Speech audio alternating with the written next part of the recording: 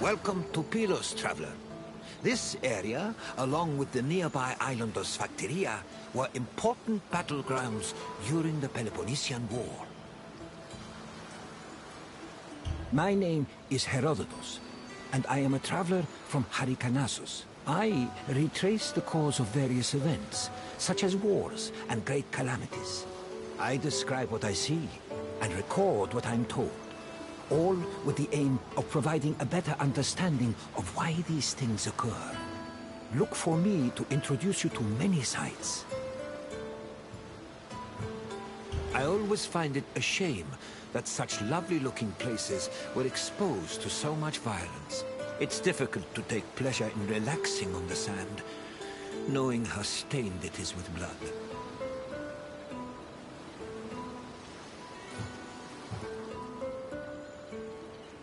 The Peloponnesian War was a great conflict between rivals Sparta and Athens.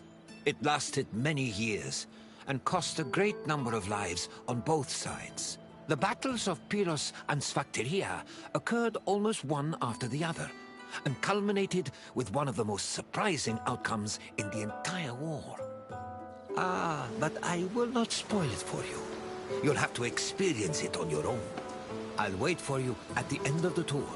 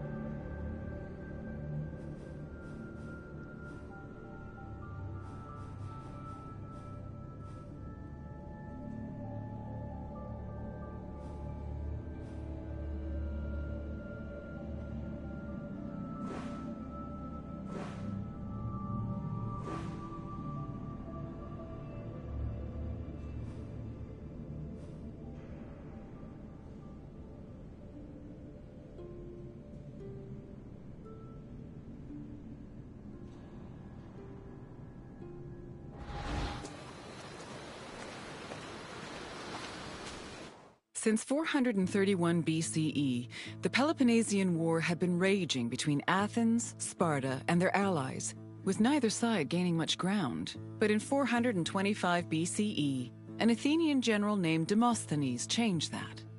After a storm forced his fleet to stop in Pylos, Demosthenes realized a military presence in the area would give them an advantage against Sparta. Unfortunately, the fleet strategists did not believe him, and left Demosthenes in Pylos with 5 triremes and 1,000 men. The Spartans, meanwhile, were too busy celebrating a religious festival to notice the enemy on their doorstep.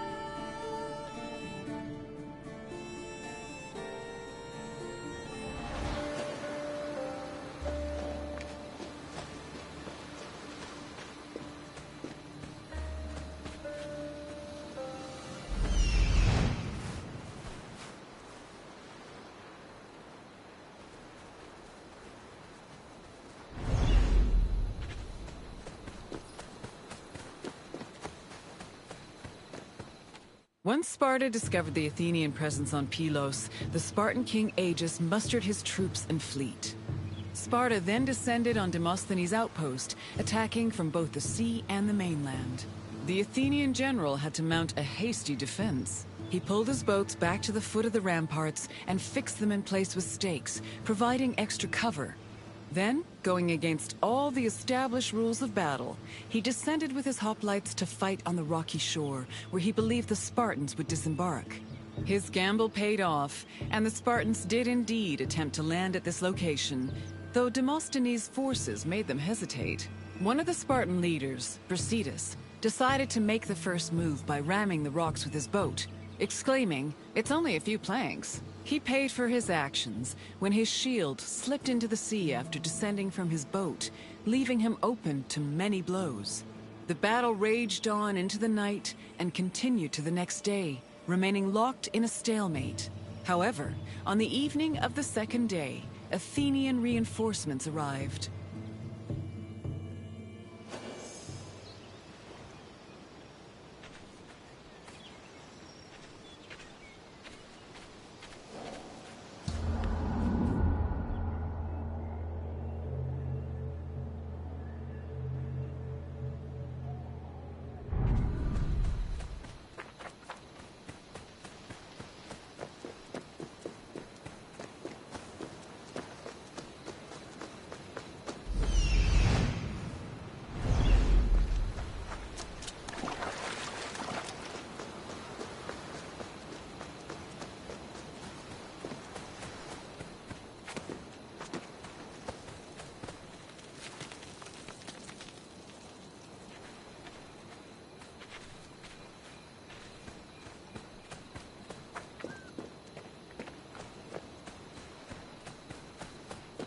The sudden arrival of the Athenian fleet stacked the odds in Athens' favor. The fleet decided to hold off their attack until the next day, when they swarmed the Spartan ships. They successfully captured 5 enemy ships and damaged many others, cutting off access to the nearby island of Sphacteria. Then, to add insult to injury, the Athenians raised a stake hung with weapons they'd captured from the Spartans, including the shield of Brasidas. Meanwhile, the 420 Spartans on Sphacteria were trapped, and Sparta was completely helpless to rescue them.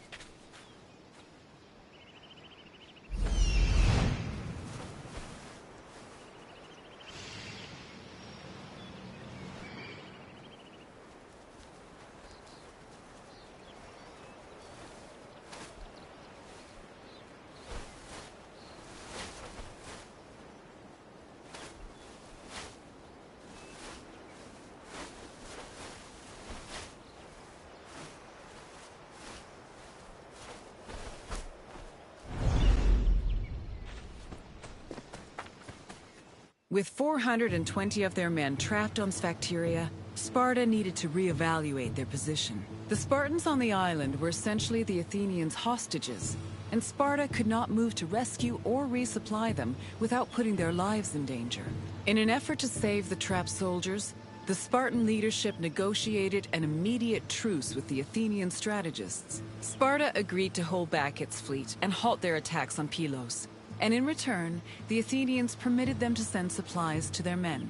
In the meantime, Sparta sent ambassadors to Athens to try and negotiate a better deal. The hasty truce greatly humiliated Sparta, as they were forced to recognize just how helpless their infantry was in the face of an Athenian fleet.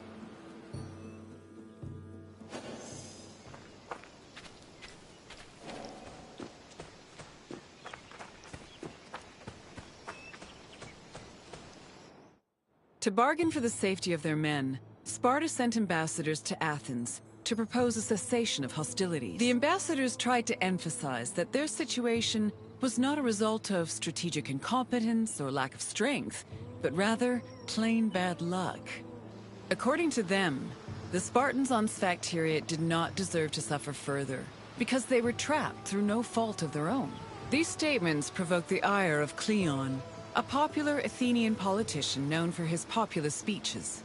Cleon insisted that the terms of negotiations be discussed openly before the assembly and the Athenian people, instead of in private. The Spartan ambassadors were not as comfortable with public speaking as the Athenians, so they decided to leave.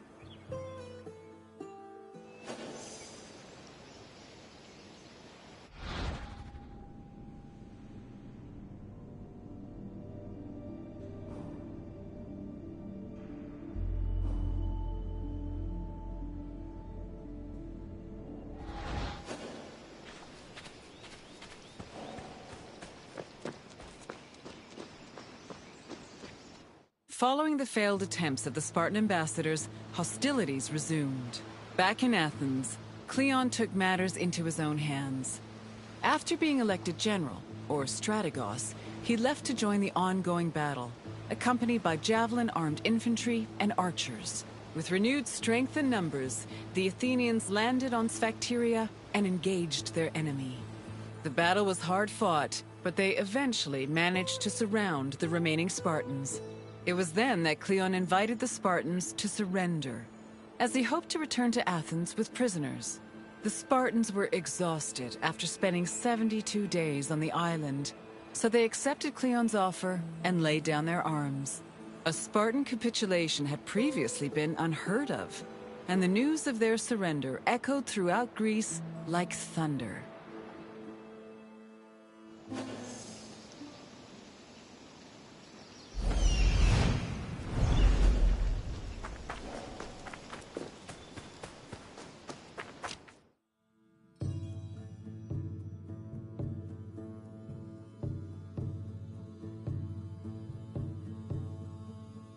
The Spartans' capitulation completely changed the course of the Peloponnesian War. Athens used their new prisoners of war as leverage and threatened to execute them if Sparta ever returned to pillage their lands. This gave the Athenians the freedom to conduct their own raids, which were aided further by their eventual seizing of the island of Kythera. Sparta tried to negotiate for peace, but were unsuccessful. Cleon, meanwhile, was emboldened by his victory and continued to gain popularity with the Athenian people. Popularity that translated to power.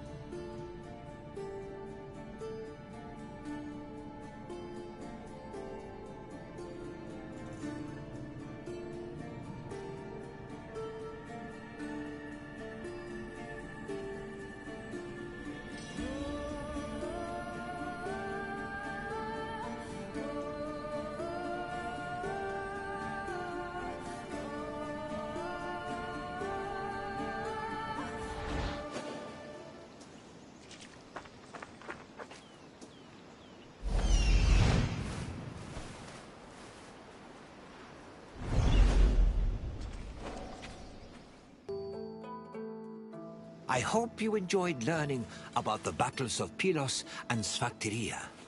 The battles were hard fought by both sides, but Athens' victory gave them an enormous boost in morale. It encouraged them to be more aggressive, and it was some time before Sparta recovered from the aftershocks of their historic surrender. Now, is there anything else you'd like to do?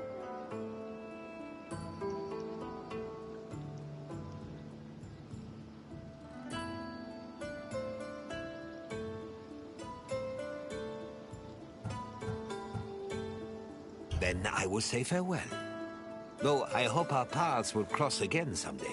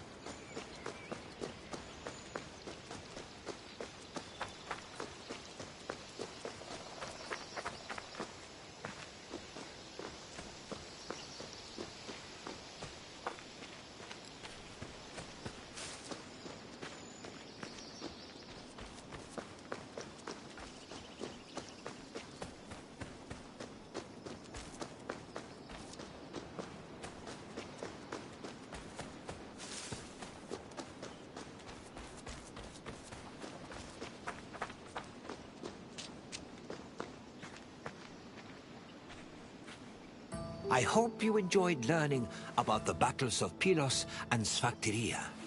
The battles were hard fought by both sides, but Athens' victory gave them an enormous boost in morale. It encouraged them to be more aggressive, and it was some time before Sparta recovered from the aftershocks of their historic surrender. Now, is there anything else you'd like to do?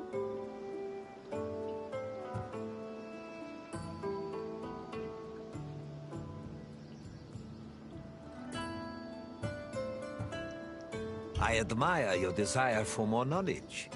Follow me.